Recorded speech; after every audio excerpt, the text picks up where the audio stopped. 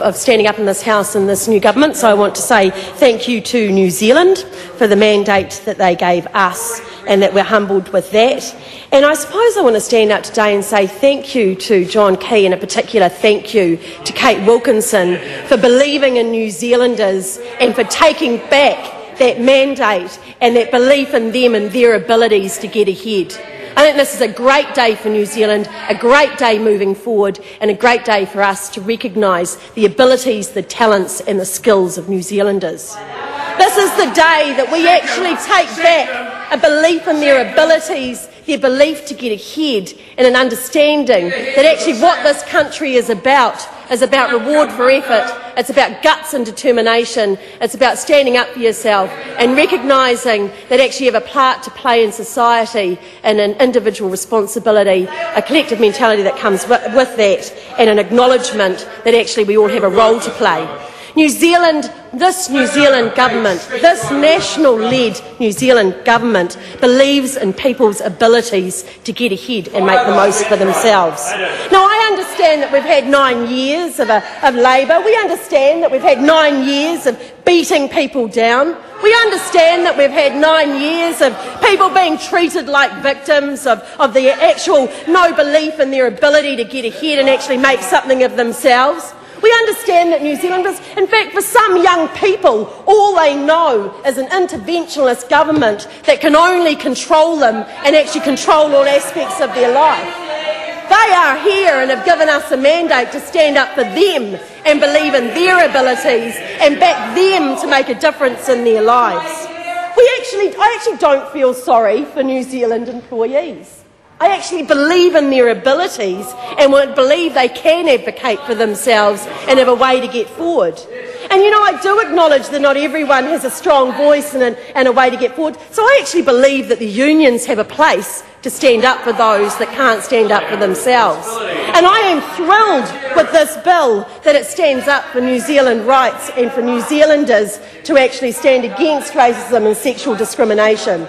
And so I say to New Zealanders out there that are actually wondering where they're going and what they're going to do, I say step up. And I say I'm proud of a bill that gives them the ability to step up. To those people that are there that are saying, I want to give it a go, I actually want to get ahead, I want to take a bit of a risk and take a chance, and I want someone to take a chance and a risk on me, I'm saying we the national-led government, back you in that. We will support you to get ahead. We will back you to step up and take that risk, and this bill is part of it. This bill will play a vital role in recognising that New Zealanders know how to get ahead, know that it takes a bit of guts and determination and hard work, and want to be stepped up and want to actually be counted for it. And I understand that for some of those young people this will be a little bit nerve-wracking. They're used to being told what to do, how to do it, and living under a prescriptive regime. This is a new government, this is a new way forward, but it's one that backs them. It backs them in their abilities instead of backing a socialist regime that will tell them what to do.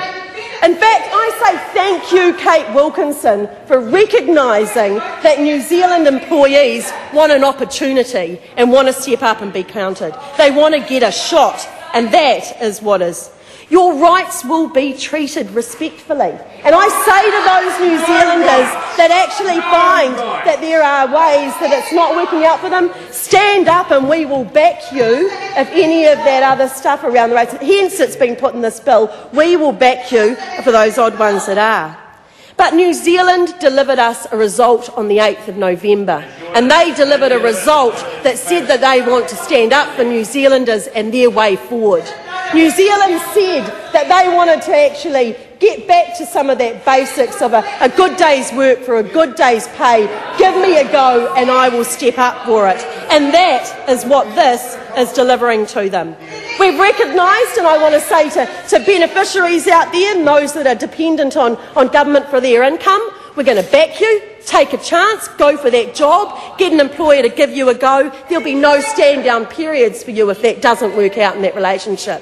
But this will open up those opportunities for you to get up and get a go, and I'll back you every time to do that. So I want to finish by saying thank you.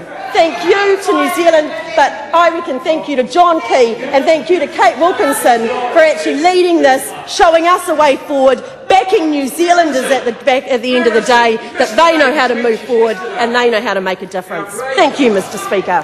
I call William Suasio.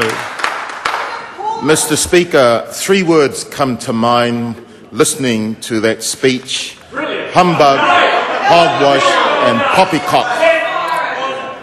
On the eve of Christmas, and we've got 14 days before Christmas Day, when most families throughout this country are preparing themselves to find gifts and to celebrate the Christmas spirit of gifting to young people, what do we have from the National Act Māori government? First, there was tax increases for those on 44,000 or less. Second was the 50% reduction in the employer contribution on the KiwiSaver. And now we have the Fire at Will Bill. Fire at Will Bill, Mr. Speaker.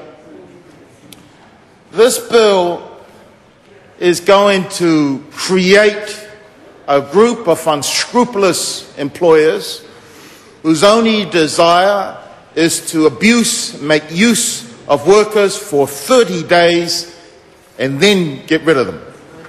90 days and then get rid of them.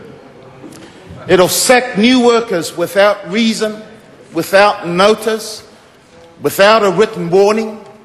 It'll sack new workers and will not be able to give them the right of personal grievance. That's a right that workers currently have, Mr. Speaker. In short, it's going to strip workers of certainty and confidence in the workplace that they currently have now.